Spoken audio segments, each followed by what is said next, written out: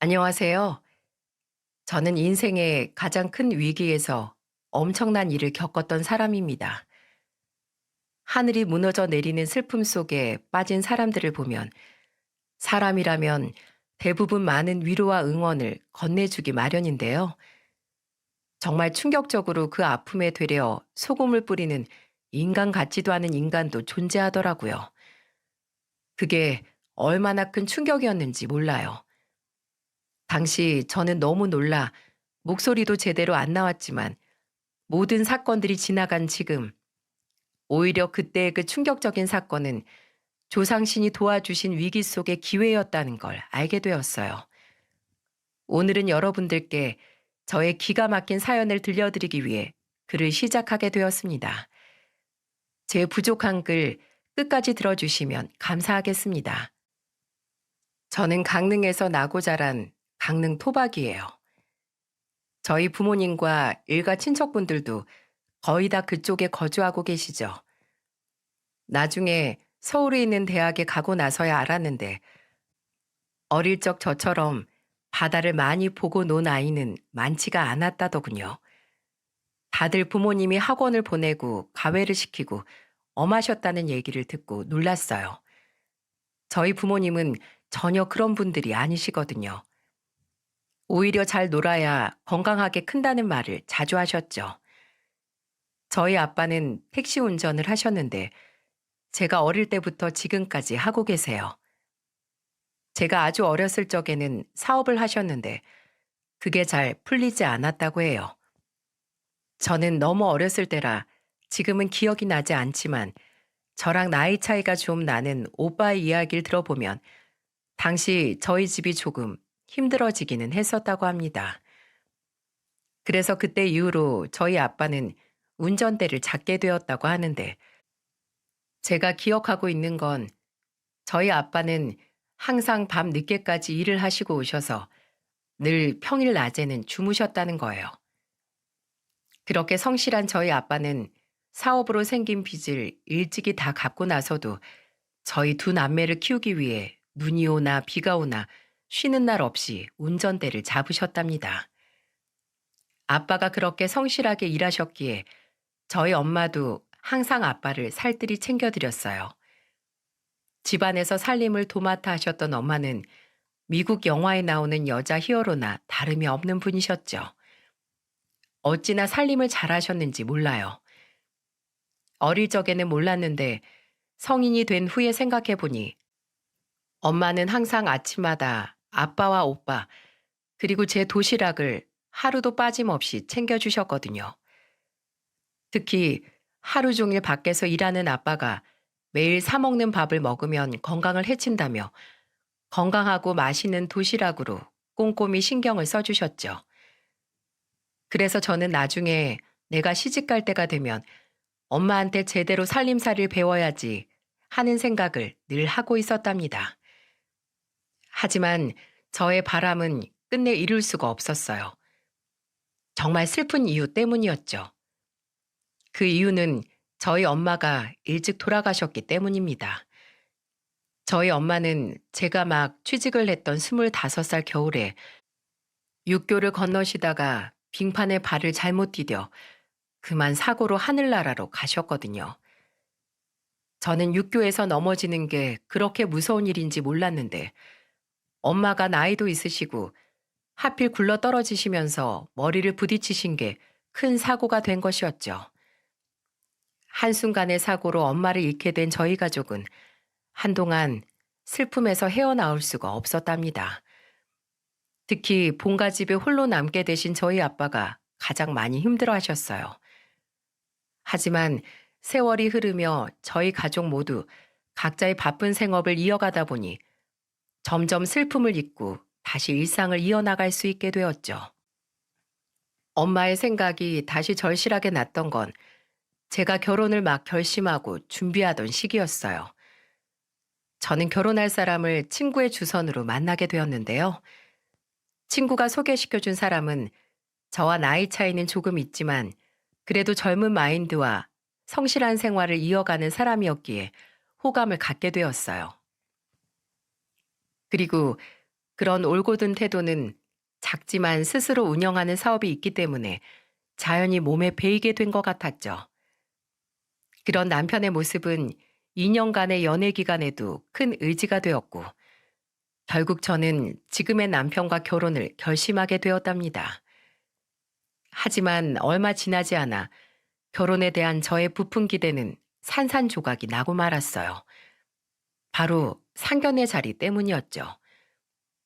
부모님끼리 인사하는 자리라 신경도 많이 쓰이고 긴장이 많이 되는 자리였는데, 그래서 저는 더더욱 신경을 많이 쓰려고 노력했거든요. 그건 남편도 마찬가지였고요.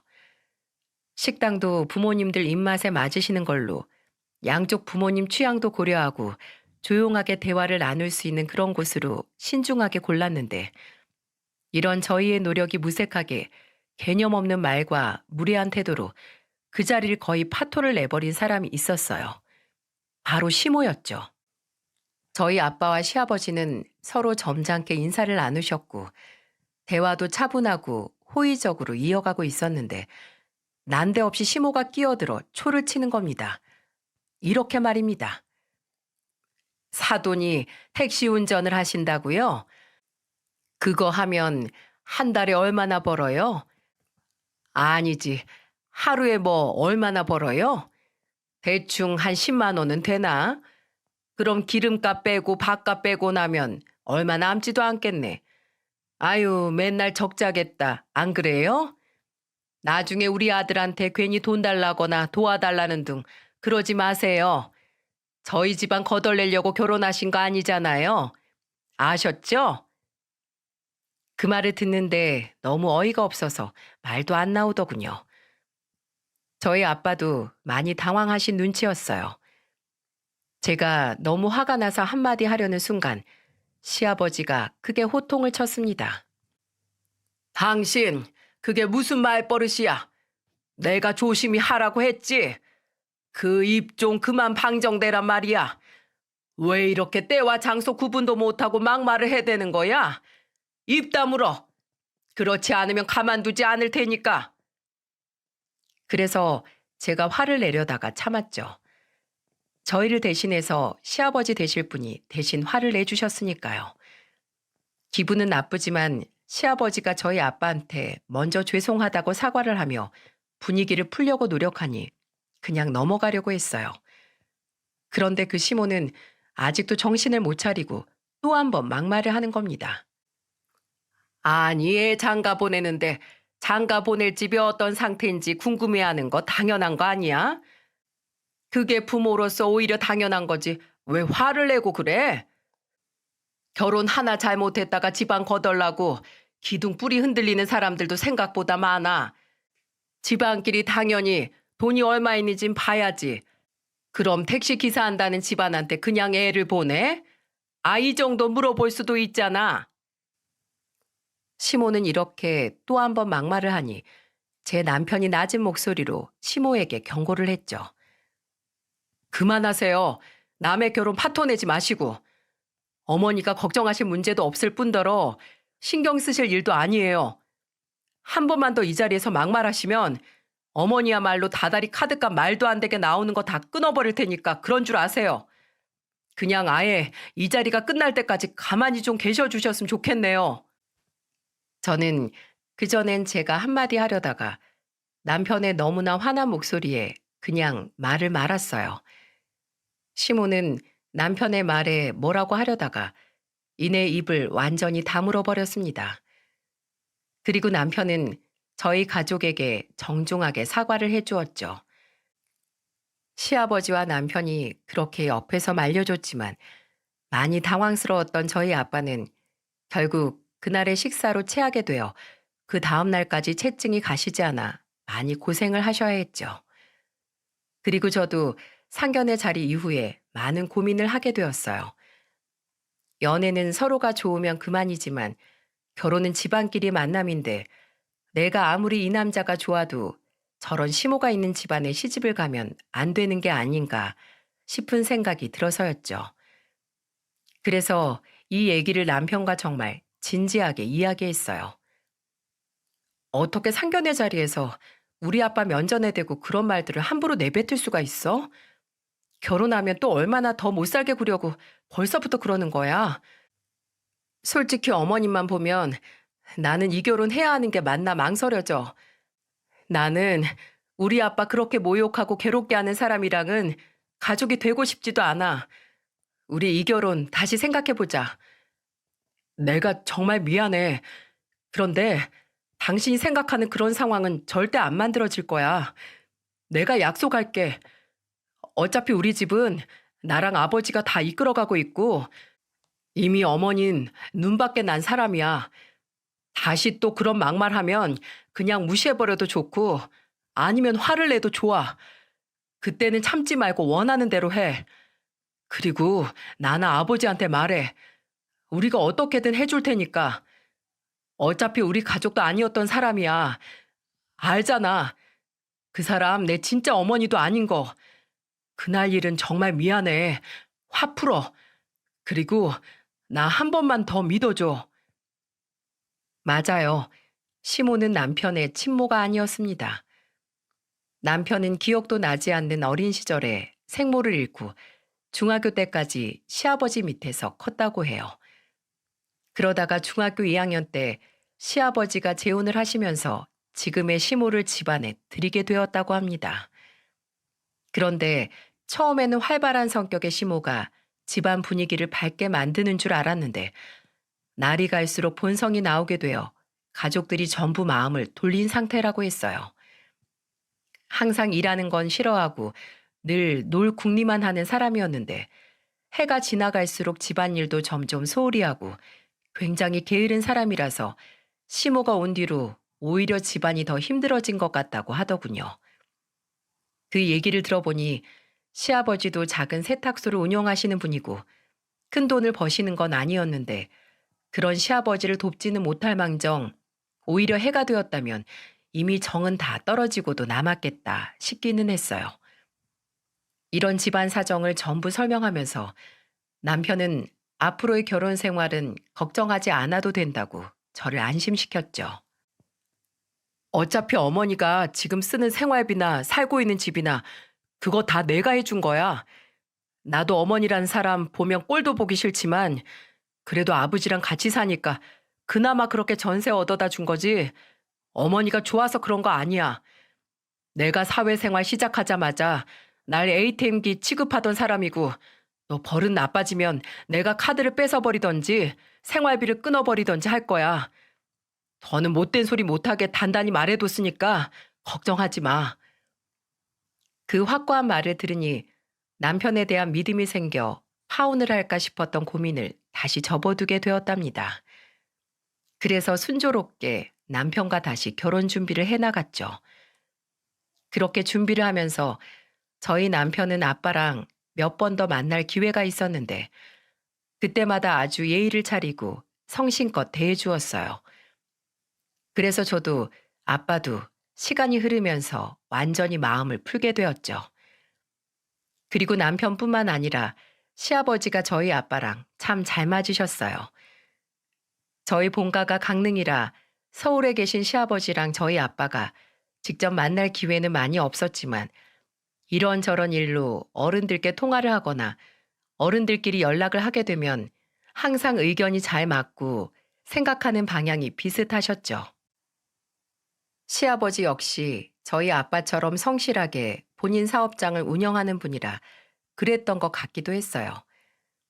그걸 보니 딱 한 사람, 시모만 빼면 정말 완벽한 결혼이라는 생각이 절로 들 수밖에 없었는데 항상 제가 그 걱정을 내비치면 시아버지도 남편도 시모는 걱정하지 말라며 단호하게 이야기하니 긍정적으로 생각을 하게 되었죠. 그렇게 시간이 흘러 어느덧 결혼식 날이 코앞에 다가오게 되었어요. 저희는 저희 쪽도 남편 쪽도 올라오시는 친척분들이 전부 집안 곳곳에서 오셔서 차라리 그냥 서울의 예식장을 잡았습니다. 대신 교통이 편리한 곳으로 잡았죠.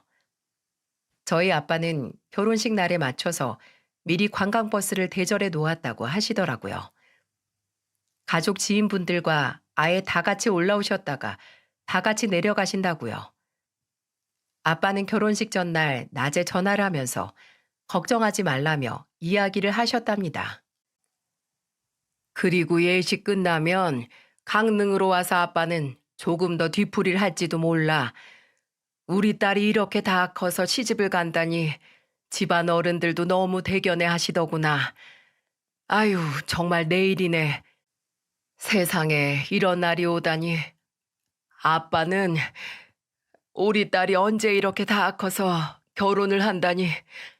정말 아직도 이렇게 어린 딸 같은데 참 감개무량하기도 하고 네 엄마가 이 자리에 같이 있었으면 참 좋아했을 텐데 싶기도 하고 그러네. 내일 결혼식 준비 잘하고 너무 떨지 말고 아빠가 한 4시간 정도 먼저 도착할 거야. 그러니까 그때 보자. 알았지? 이제 시집 가면 너 닮은 예쁜 아이들도 낳고 신랑이랑 예쁘게 잘 살고 알았지? 사위도 사람이 듬직하고 괜찮은 놈이니까 그래도 힘들게 하는 일 있으면 이 아빠한테 언제든 꼭 말하고. 알았지? 알았어요, 아빠. 정말 고마워요. 아빠 말씀처럼 저희 정말 예쁘게 열심히 잘 살게요. 걱정하지 마세요. 내일 조심히 올라오시고요. 그리고 괜히 무리해서 오전에 일하고 오시거나 하지 말고 내일은 운전대 잡지 말아요. 괜히 오후에 피곤해지고 힘들어요. 알겠죠? 대저랑 관광버스 같이 타고 오시는 거 맞죠? 그래, 알았다, 알았어. 오늘도 일찍 끝내고 집에 가마. 안 그래도 내일 준비할 게 많아서 일찍 들어가려던 참이야. 걱정 말고 너는 네 걱정이나 해. 그리고 나서도 아빠는 한참이나 제 걱정을 해주셨는데요. 아빠의 이야기를 듣는데 저도 눈물이 나서 혼났어요. 그래서 알았다고만 대답을 하고 얼른 전화를 끊었죠.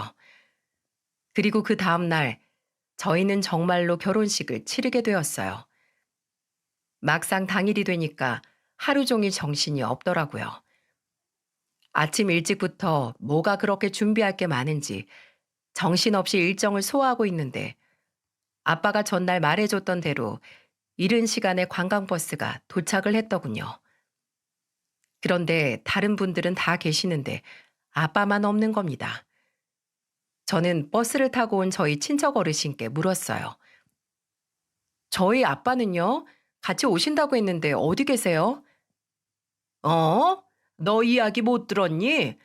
네 아빠 어제 저녁에 갑자기 손님 콜 받고 나갔어. 꼭 멀리식 다니는 손님들 중 한 명한테 개인적으로 연락이 와서 지방에 태워다 줬을 거야. 동해인가? 아, 삼척이었다. 거기 데려다 주고 아예 차고 온대. 지금쯤 한창 올라오고 있을 거야. 아까 출발할 때 연락했어. 네? 뭐라고요? 아까 우리 막 출발한 지 30분쯤 됐을 때였나? 그때 올라온다고 했으니까 지금 아마 서울 진입하지 않았을까 싶은데. 아, 너희 아빠 빠를 때는 엄청 빠르잖아. 20년 베테랑인데 곧 도착할 거다. 걱정하지 말고 넌 가서 마저 준비나 해. 아무리 단골 손님이어도 그렇지. 어떻게 결혼식 전날까지 운전대를 잡을 수 있나요? 저는 그 얘기를 듣고 속이 많이 상했어요. 아빠 마음이 이해가 안 가는 건 아니지만 그래도 결혼식 날까지 무리해서 운전대를 잡다니요. 마지막까지 운전대를 손에서 놓지 못하는 아빠가 원망스러운 마음도 들더라고요. 하지만 저 역시 그날 너무 바빠서 따로 연락도 못 드리고 곧바로 하객 응대를 하고 결혼식 준비를 하고 있었죠. 그런데 결혼식이 채 1시간도 안 남았는데 이미 도착했어야 할 아빠가 안 오시는 겁니다. 저는 이게 무슨 일이지 싶어 연락을 하려고 하는데 먼저 연락이 왔어요. 전화를 받은 건 결혼식을 딱 40분 남겨두고 있었던 시간이었죠. 그런데 너무 충격적인 소식을 듣고 말았죠. 드레스고 뭐고 순간적으로 다리에 힘이 풀려 풀썩 주저앉을 만큼이요. 연락이 온 곳은 다름 아닌 병원이었습니다. 저에게 저희 아빠 가족이냐고 묻더니 간략하게 상황 설명을 해주는데 두 귀로 듣고도 믿을 수가 없었어요. 고속도로에서 큰 사고가 나셔서 지금 수술 중이십니다. 보호자분이 빨리 와주셔야 할 것 같아요. 사고가 생각보다 좀 크게 났거든요. 빨리 오셔서 경과를 좀 보셔야 할 것 같습니다. 상황이 좋지 않아요. 저는 그 얘기를 듣고 하늘이 무너지는 줄 알았어요. 하지만 예식장에는 이미 하객들이 분주하게 들어오고 있는 상황이었고 남편과 시부모님은 하객을 맞느라 정신이 없는 상태였죠. 사람이 충격을 받으면 머리가 멍해지잖아요. 저는 멍하니 이 결혼식을 어떡하지 하는 생각과 또 동시에 빨리 병원에 가야 하는데 하는 마음으로 어쩌지 못하고 눈물만 흘리고 있었어요. 제가 눈물을 흘리자 사람들이 놀라며 남편을 데려오더군요. 남편이 저를 보고 후다닥 와서 무슨 일이냐고 물어봤는데 제가 그제야 실감이 나면서 크게 울음을 터뜨리고 말았죠. 아빠가 오다가 사고가 나셨대. 지금 병원에 빨리 가봐야 할 것 같아. 이 결혼식은 다음에 해야겠어. 병원에서 지금 수술 중이시라는데 상황이 안 좋다고 가족들 빨리 오래. 고속도로에서 사고가 크게 났는데 아빠가 많이 다치셨나 봐. 지금 빨리 가야겠어. 미안해. 하객분들이랑 여기 예식장 분들께 당신이 말 좀 해줘. 나 지금 당장 가야 할 것 같아. 남편은 제 이야기를 듣고 깜짝 놀라며 알겠다고 얼른 가라고 했죠. 드레스를 이미 입은 상태였기에 그 상태로 갈 수 없어 후다닥 대충이라도 옷을 갈아입으려고 자리를 옮기려는데 그 사이에 이야기를 들었는지 시아버지와 시모가 왔어요. 소식을 들은 몇몇 하객분들도 저에게 와서 아유 어떡하니 얼른 가 얼른 이라며 제가 신발도 갈아 신고 하는 걸 도와주시고 있었죠. 저에게 오신 시아버지는 다급한 목소리로 저희 아빠 걱정을 하셨어요. 어디 병원이라고? 혼자 갈 수 있겠니? 아이고 이게 다 무슨 일이야. 택시 잡지 말고 여기 차 가져온 사람 누구 있었더라? 그 차 타고 가. 아들 운전 잘하는 놈 있잖아. 네 친구 중에 부탁 좀 해라. 지금 여기서 택시 잡는 게 시간 더 걸려. 빨리 얼른. 그런데 그런 사람들의 걱정 속에서 난데없이 충격적인 막말을 늘어놓는 사람이 있었어요. 바로 시모였죠. 시모는 대뜸 와서 짜증부터 부리더니 자신의 화를 못 참겠다는 듯 저에게 이야기했습니다. 아니 지금 너네 아빠 하나 때문에 이 많은 하객들 돌려보내고 결혼식을 무르는 게 말이 돼? 예, 너 지금 얼마나 많은 사람들한테 민폐 끼치고 있는지 알고나 있어? 지금 내 친구들 우리 가족들 전부 지방에서 올라왔는데 너 하나 때문에 아니 너네 아빠 하나 때문에 이게 뭐니?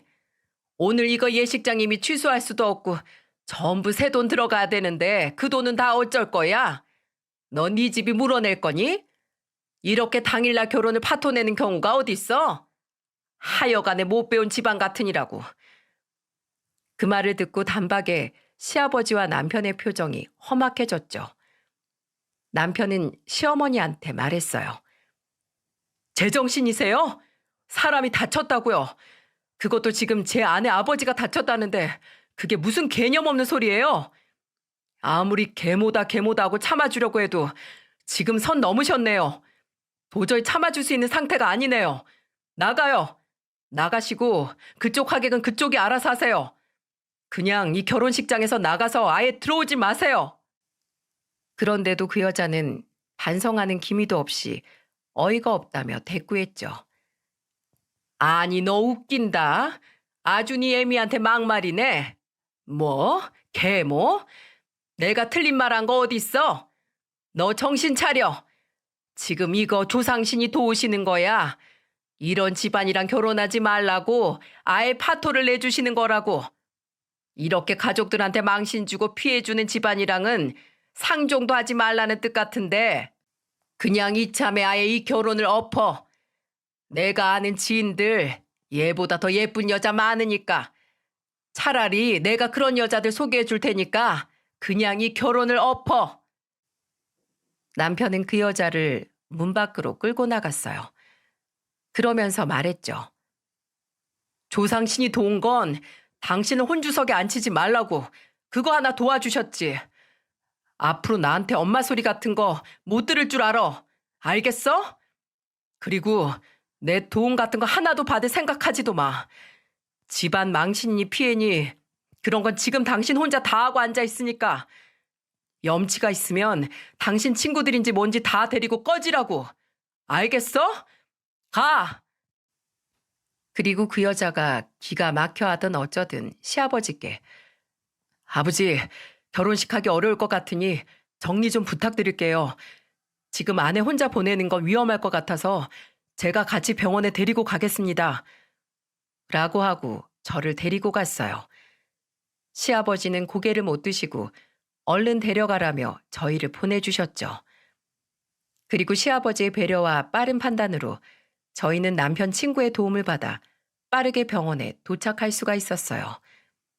도착하니 아빠는 수술이 아직도 한창 진행 중이셨죠. 발을 동동 구르며 수술이 끝나기를 기다렸는데 그 기나긴 시간이 지나고 드디어 수술이 끝나고 나니 의사는 다행히 좋은 결과를 이야기해 주었어요. 수술은 잘 끝났지만 그래도 내일 저녁까지는 예의주시하셔야 합니다. 지금 큰 고비를 잘 넘기셨으니까 조금 마음 놓으세요. 내일 한번 경과를 두고 보십시다. 남편과 저 그리고 저희 오빠랑 다른 친인척분들이 모두 가슴을 쓸어내렸어요. 저희 가족의 비극으로 하객들은 전부 그날 헛걸음을 할 수밖에 없었지만 오히려 저희 가족은 수많은 하객분들의 위로와 응원을 받을 수가 있었어요. 단 한 분도 불평불만 없이 저희 아빠가 고비를 넘겼다는 소식을 듣고 함께 기뻐해 주셨죠. 아, 물론 시모와 그 지인들은 모르겠습니다. 그 여자는 아예 이 결혼식에서 철저히 외면당했거든요. 시모는 시아버지에게도 남편에게도 철저히 외면받았고 거의 결혼식장에서 쫓겨나다시피 했거든요. 나중에 들어보니 결혼식 하객들에게 진심으로 사과를 드리며 식장을 정리한 시아버지도 그 여자의 하객들은 크게 신경 쓰지도 않으셨다고 해요. 그러는 와중에 저희 아빠는 고비를 잘 넘기셔서 3일 후에 드디어 눈을 뜨시게 되었어요. 눈을 뜨자마자 저부터 찾으시더라고요. 아빠는 거동이 불편한 와중에도 눈물을 흘리며 저에게 미안하다고, 연신 미안하다고 하셨습니다. 아빠가 미안하다. 우리 딸 결혼식도 제대로 못 해주고, 이 아빠가 정말 너무 미안해. 내가 이번 결혼 때 너한테 제대로 도움을 준 게 없어서 한 푼이라도 더 벌어보겠다고 욕심을 내던 게 그만 그 운전대를 잡지 말았어야 했는데 우리 딸 아빠가 정말 미안하다. 아빠 왜 그랬어? 난 아빠만 있으면 된다고 몇 번을 말해. 혼수도 내가 충분히 마련할 수 있고 아빠는 그런 걱정 하나도 안 해도 돼. 난 그런 것보다 아빠가 더 소중한 거 알잖아. 아빠가 날 어떻게 키웠는데 그거 내가 다 아는데 어떻게 돈이 아빠보다 중요할 수가 있겠어. 아빠 제발 위험한 운전은 하지 마요. 무리하지 말고 일하라고 그렇게 이야기했는데 다음부터 절대 그러지 마. 알겠어? 그래, 그래. 이제 2번 다시 이런 실수 저지르지 않으마. 아빠가 미안하다. 정말 미안해. 다시는 우리 딸 마음 아프게 하지 않을게. 아빠가 다 미안해. 그렇게 병실은 또 울음바다가 되고 말았어요. 그날 이후로 아빠는 한동안 입원 치료를 받아야만 했답니다. 굉장히 긴 시간이었죠. 그 기간 동안 아빠는 다시는 무리해서 일을 하지 말아야겠다고 수없이 다짐하셨어요. 그리고 정말로 나중에 퇴원을 하고 운전대를 잡고 나서도 적당한 시간만 일을 하시고 조금 더 자신을 돌보는데 시간을 많이 쓰셨습니다. 한편 저는 결혼식 날 있었던 시모라는 여자의 행동을 결코 용서할 수가 없었어요. 이건 결혼 전에 단판을 짓던지 아니면 그 여자가 말한 대로 결혼을 없던지 해야겠다 싶었죠. 그래서 남편을 또 붙잡고 이야기했어요. 그런데 이미 남편은 모든 계획을 세운 뒤였더군요. 이미 저보다도 더 크게 화가 나 있었고 제대로 된 조치를 취해야 한다는 걸 저보다도 먼저 생각하고 있었던 거예요. 그런 남편의 말을 들으니까 저는 다시 한번 남편을 믿어보기로 했죠. 여보, 정말 미안해. 그날 일은 내가 이렇게 사과할게. 정말 한 번만 더 나한테 기회를 줘. 이미 내 인내심도 다 바닥이 나버렸고, 난 더 이상 그딴 여자한테 어머니 소리도 하고 싶지 않아. 내가 다 알아서 처리할 테니까 당신은 지켜보기만 해. 그동안 20년 동안이나 참아줬는데 더 이상은 참아줄 이유가 없어. 잘못을 했으면 벌을 받아야지. 가만두지 않을 거야, 그 여자. 두고 봐. 남편은 저에게 그렇게 이야기를 하고 정말로 확실하게 행동으로 보여주었어요.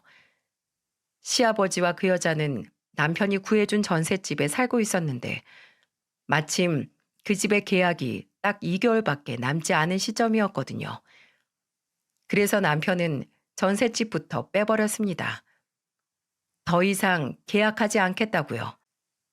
그리고 그 여자가 쓰던 카드도 전부 해지해버리고 생활비도 딱 끊어버렸죠. 그러자 시댁에서는 아니 그 여자 혼자 난리가 났습니다. 남편은 시댁에 찾아가서 그냥 통보해버렸다고 해요. 이제 더 이상 이 집 계약도 안 해주고 다른 집을 구해주지도 않을 겁니다. 2달 이후에 어디서 사시든 알아서 구해서 사세요. 그리고 아줌마, 제가 드린 차키도 반납하세요. 아, 여기 있네. 알아서 제가 가져갈게요. 이거 제 아내가 타고 다니면 딱일 것 같네요. 그리고 카드사에 전화해봤자 뭐 나오는 거 없으니까 그만 좀 전화하세요. 어차피 제 명인데 아줌마가 전화한다고 뭐가 나오겠어요? 머리가 그렇게 나빠요? 어쨌든 이제 다 알아서 벌어먹고 사시던지 하세요.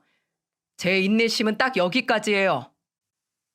그런 남편의 말에 그 여자는 단박에 입에 거품을 물며 소리쳤다고 합니다. 뭐? 예, 이걸 다 가져간다니 그게 무슨 말이야? 안 그래도 이번 달 생활비도 안 주길래 내가 따지려고 했더니만 그보다도 더한 불효를 저지르겠다는 거야?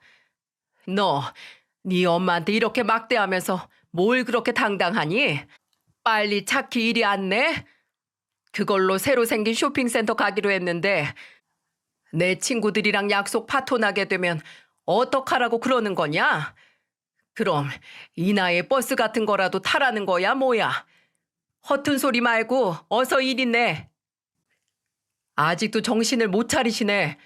집이나 알아보세요 아줌마. 아니 이러는 게 어딨냐고. 줬다가 뺏는 게 어딨어 이 도둑놈아. 어떻게 염치도 없이 뻔뻔한 얼굴을 하고 이런 도둑질을 할 수가 있어? 염치 없기는 당신이 들어야 할 소리고 당신이 우리 집에 들어와서 그동안 무슨 부모 노릇을 했다고 이렇게 소리소리를 지르는 거야? 막말로 내가 학생 때부터 밥을 제때 먹기로 했어. 집안일 하기로 했어. 그렇다고 돈을 벌어오는 것도 아니고 맨날 놀러 다니면서 돈 쓸 줄이나 알았지. 도대체 그동안 한 게 뭐가 있는데? 그렇다고 우리 아버지한테 잘한 것도 없고. 정신 차려 이 아줌마야. 지금 나한테 소리 지를 때가 아니라 당신 앞가림이나 신경 써야 할 때야. 남편은 시모와의 말씨름을 끝내고 곧바로 그 집을 나와버렸죠. 사실 이 모든 일은 시아버지의 계획이었어요. 결혼식이 파토나고 저희 아빠가 위급하셨을 그때 이미 이 모든 생각을 하셨다고 하더군요. 그래서 상황이 수습되자마자 남편에게 전셋집도 다 빼버리고 생활비며 이런 지원도 전부 끊어버리라고 이제 네 엄마도 아니니 엄마 취급하기 싫은 거 억지로 할 필요도 없다고 하셨다고 합니다. 그날 결혼식장에서 보여준 그 여자의 끔찍하고 더러운 말과 태도로 인해 오만정이 전부 떨어져 버렸다고요. 일가 친척 어르신, 그리고 처가댁 식구들 다 보는 앞에서 그게 무슨 망신이란 말이냐. 내가 사람을 잘못 들여도 한참 잘못 들였다. 그리고 너무 오래 참아줬어. 그 여자는 우리 집에 들어왔으면 안 되는 존재였는데 그냥 방치한다는 게 이 사달이 날 때까지 와버렸구나. 나도 이 상황이 정리되는 대로 바로 그 여자랑 이혼부터 할 테니까 너도 봐주는 거 없이 행동해라. 더 이상 그딴 여자를 와이프라고 얘기하기 쪽팔려서 같이 못 살겠다. 아주 제명에 못 살겠어. 나는 걱정하지 말고 네 돈 들어간 건 전부 싹 다 가져가.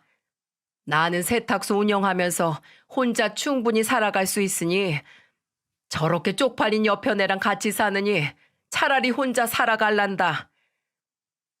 그래서 남편이 시아버지의 말을 듣고 안 그래도 자기가 혼쭐을 내고 싶었다며 아버지가 먼저 말씀해 주셔서 감사하다며 그런 일들을 저질러 버린 것이었죠. 그럼에도 그 개념 없는 여자는 남편의 말이 그냥 하는 말인 줄 알았나 봅니다. 그렇게나 눈치가 없는 여자니 이 지경까지 왔겠거니 싶지만서도 참 기가 차더군요. 남편이 전세 계약을 연장하지 않겠다고 이야기하니 집주인은 집을 부동산에 내놓은 모양이었어요. 그래서 부동산에서 연락이 가니까 그제서야 발등에 불이 떨어졌다고 생각했는지 헐레벌떡 남편에게 연락을 해오더랍니다. 그렇게 경고를 할 때도 한 귀로 듣고 한 귀로 흘렸다는 소리겠죠. 그 무개념 여자는 전화를 해서 남편에게 마구 화를 냈어요. 이게 지 키워주는 애도 모르고 집을 내나? 너 이거 네 아버지가 알면 가만히 있을 것 같아? 나만 여기 살아? 네 아버지도 여기 살고 있어. 부모를 이렇게 길바닥에 내치는 자식이 세상 천지 어디 있단 말이냐? 이래서 머리 검은 짐승은 거두지 말랬는데 어디 부모 공경할 줄 모르고 이렇게 함부로 대하는 거야. 당장 부동산에 전화해서 취소해. 그래서 남편은 콧방귀를 끼며 그 여자에게 일침을 날렸어요. 더 이상 부모 자식 관계로 그 여자랑 묶이는 것도 지쳤던 남편은 아예 대놓고 선을 그으며 이야기했다고 하더군요. 제가 저번에 분명히 말씀드렸죠? 저는 그쪽 같은 엄마 이제 안 둔다고. 저를 뭐 아들로 생각한 적도 없으면서 당신 필요할 때만 아들이니 부모니 하는 거 참 염치도 없네요. 쪽팔리지 않으세요? 엄마는커녕 제대로 된 어른 같지도 않은 사람한테 내가 왜 집을 내줘야 합니까? 그리고 아버지랑은 이미 다 얘기 끝났으니까 괜히 아버지 들먹거리지 마세요. 당신이 꺼낼 카드 같은 건 줄 아시나 본데 아버지도 당신 같은 사람 내친 지 오래니까. 뭐? 그게 무슨 소리야? 아버지 당신이랑 이제 이혼할 거라고요. 남편이 그렇게까지 이야기하자 시모는 갑자기 정말 깜짝 놀랐다는 듯 아무 말도 못했어요. 한동안이나요. 그러더니 갑자기 태세를 바꿔서 남편에게 꼬리를 내리고 징징거리기 시작했죠. 예, 알았다. 에휴, 내가 잘못했어. 그래도 내가 이 집에서 나가면 당장 어딜 갈 수 있다고 그러니? 진짜로 길바닥에서 잘 수도 없는 노릇이잖아. 안 그러니? 그래, 알았어. 내가 말실수해서 미안하다. 그러니까 얼른 다시 부동산에 연락해서 집은 다시 안 내놓겠다고 해. 내 그 며느리? 그 애랑 결혼하든 말든 난 신경도 안 쓰마. 그냥 이 집에서 살게만 해줘. 그리고 생활비도 얼마 쓰지 않을 테니까 딱 한 달에 150만 원만 줘라. 그럼 그걸로 알아서 살아갈 테니. 남편은 그 이야기를 듣고 웃으면서 말 같지도 않은 소리 말라며 전화를 끊어버렸죠. 됐고요. 앞으로 당신 밥벌이는 당신이 알아서 하세요. 이제 와서 이렇게 손바닥 뒤집듯이 빈다고 해서 제가 받아줄 것 같습니까? 꿈 깨세요. 그러게 진작 제 주제를 알고 상식적으로만 행동했다면 이런 일이 벌어졌겠어요? 당신이 그냥 조용히만 살았어도 우리도 이러지 않았을 겁니다. 그놈의 주둥이 하나 간수 못해서 다른 사람들 아픔에 소금 뿌리고 염치 없이 굴더니 꼴 좋네요. 짐 정리 안 하고 일 안 구하고 버티시려면 마음대로 하세요. 길바닥에 나앉든 빌어먹고 살든 내 알 바 아니니까. 예, 이대로 가버리면 어떡하니? 예, 아들, 내가 잘못했다니까. 나랑 조금만 더 얘기해, 아들. 그리고 얼마 후 정말로 그 여자는 길거리에 나앉게 되었고 시아버지랑 이혼도 당하게 되었습니다. 그럴 즈음에 저희 아버지는 막 중요한 치료를 끝내고 퇴원을 하셨죠. 남편은 이미 저와 함께 살고 있었는데 혼인신고만 일단 원래 계획대로 해두고 결혼식은 나중에 제대로 다시 올릴지 간단하게 올릴지 가족들과 상의 중이었어요. 저희 아빠 건강 문제도 있고 결혼식 문제도 있어서 시아버지까지 포함해 저희 가족들은 만날 일이 잦았는데 그때마다 중간중간 그 여자의 소식을 짤막하게 들을 수 있었죠. 시아버지는 그래도 마음이 그렇게까지 모질지 못하셔서 그 여자랑 이혼도 하고 내치시면서도 몸 누일 곳은 알아보라며 1,000만 원 정도를 주고 내보내셨다고 합니다. 그간 잘한 거 하나 없는 사람이지만 그래도 같이 산 세월이 있으니 그 정도는 해주겠다. 그러니 그 돈 먹고 떨어지고 다시는 연락할 생각하지 마라. 라는 것이었죠. 하지만 그 여자는 그럼에도 불구하고 한동안 시아버지의 세탁소 앞에 찾아와 생활비를 달라며 떼를 쓰기 시작했어요. 고작 1,000만 원 쥐어주고 쫓아내더니 이제 나의 아는 척도 안 하는 거야? 나 지금 당장 먹고 살 돈도 없고 월세도 못 내게 생겼다니까. 내가 진짜 길바닥에 나앉도록 내버려 두겠다는 거야 뭐야. 그래도 20년간 같이 산 세월이 있는데 내가 꼭 거짓골이 돼야 속이 풀리겠어? 내가 많은 돈 바라는 것도 아니잖아. 딱 200만 달라니까. 당신 그 정도 돈은 있잖아. 아니야? 당신은 당신 아들이 집도 다시 구해주고 용돈도 주겠지만 난 완전 찬밥 신세로 전락해버렸다니까. 그러면 당신이라도 날 좀 도와줘야 하는 거 아니야? 어? 대답 좀 해봐. 200만 원만 달라고. 여기가 어디라고 자꾸 찾아와. 제정신이야? 사람이 돼서 그저 돈돈거리고 다른 사람 목숨 귀한 줄도 모르더니 그깟 밥 좀 굶고 길바닥에 놨는 거 가지고 이러는 거야? 그리고 일을 해서 돈을 벌면 해결될 일이잖아. 뭐? 고작 1,000만 원? 10,000원 한 장이라도 당신 힘으로 벌어보고 그딴 소리를 해. 여태 우리 가족 피 빨아먹으면서 살면서 주제도 모르고 나대다가 버림받아 놓고 아직도 정신을 못 차려? 다신 찾아오지 마. 가라고. 당신한테 줄 돈은 10원 한 장도 없어. 정말 저는 직접 본 것도 아니고 시아버지와 남편의 입을 통해 전해 들은 것인데도 징글징글 하더군요. 그러니 그 모습을 직접 지켜본 시아버지는 얼마나 질려버렸겠어요. 시아버지의 호통에도 그 여자는 하루가 멀다 하고 계속해서 세탁소를 찾아왔다고 해요. 그러니 세탁소에 옷을 맡기러 오거나 찾으러 오는 손님들도 가게 앞에 자꾸 이상한 여자가 있는 걸 목격할 수밖에 없었겠죠. 그렇게 시아버지는 세탁소 운영에도 손해를 보게 될 위기에 처하게 되셨어요. 세탁소 특성상 손님들이 머물러 있진 않지만 아무래도 소문이 흉흉하게 나서 좋을 게 없지 않겠습니까? 아무리 혼을 내도 하도 찾아오자 시아버지는 어느 날 작정하고 그 여자가 찾아올 만한 시간대에 미리 청소를 하고 있었다고 합니다. 그리고 득달같이 그 여자가 또 찾아와 돈을 달라며 떼를 쓰기 시작하자 청소가 끝난 뒤 생긴 걸레빤물을 양동이째로 부어버렸다고 해요. 구정물을 온몸에 뒤집어 쓰게 된 그 여자는 눈이 뒤집힐 듯 화를 내며 귀가 찢어질 정도로 비명을 질렀는데 시아버지는 그 소리를 모두 잡아먹을 만큼 크게 호통을 치며 이야기했습니다. 또 찾아오면 그땐 여기에서 끝나지 않을 거야. 알겠어? 당신 인생 당신이 알아서 살든지 말든지 하라고. 그리고 지금 나한테 무릎 꿇고 싹싹 빌어도 모자랄 판국에 이런 피해를 끼쳐? 아주 배은망덕한 여자 같으니라고. 다음에 또 찾아오면 경찰 부를 테니까 그렇게 알아. 알겠어? 여기서 더 험한 꼴 나게 해줄 테니까 오려면 당신도 마음 단단히 각오하고 와야 할 거야.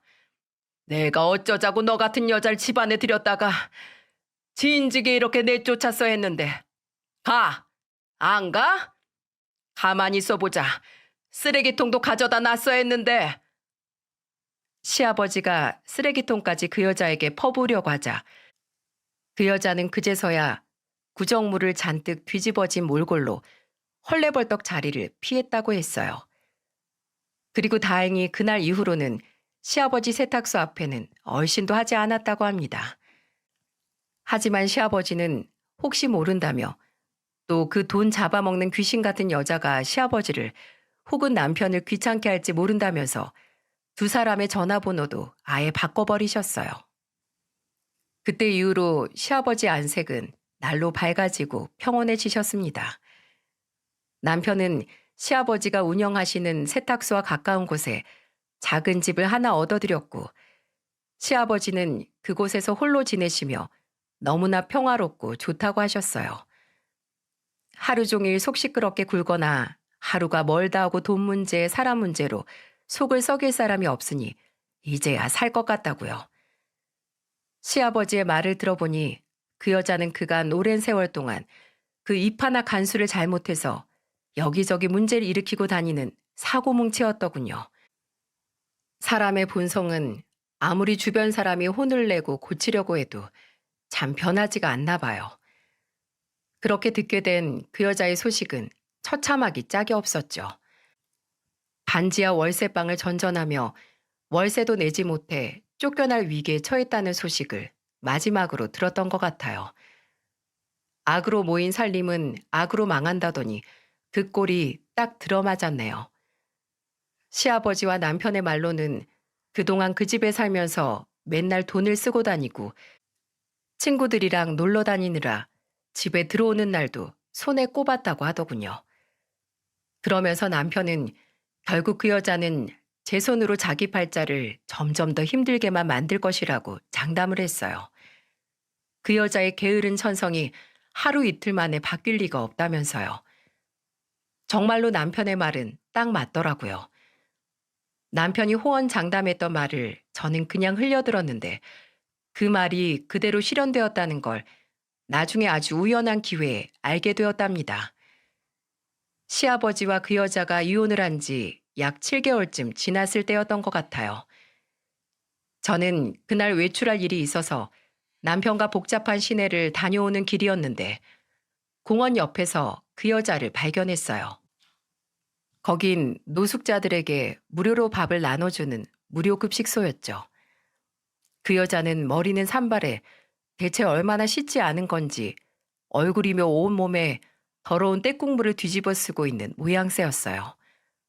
그걸 보니 참 처참하기 짝이 없더라고요. 남편도 제 시선을 따라가 그 여자를 봤는데 아무런 감정도 없는 표정으로 하던 얘기를 마저 하며 지나갔어요. 저 역시 더 이상 그쪽으로는 눈도 돌리지 않고 모른 채 하고 지나갔죠. 저희 아빠에게 돈이며 재산 운운하며 제 주제도 모르고 까불던 여자가 저렇게 되니 통쾌하기도 했지만 어딘지 모르게 씁쓸한 감정도 같이 들더라고요. 그래도 어쩌겠어요. 똥이 무서워서 피하는 것도 아니고 저도 같이 더러운 걸 보지 않으려면 결혼 전에 이렇게 빨리 정리가 된 게 다행이었죠. 요즘 저희 집은 평화 그 자체랍니다. 아빠는 몸이 많이 좋아지셔서 오후에 조금씩 다시 일을 시작하셨어요. 남편이 돈을 좀 벌기도 하고 염치도 없이 돈을 빼먹고 살던 악덕한 여자가 없어졌으니 오히려 그 돈으로 저희 아빠를 잘 모셔주고 있죠.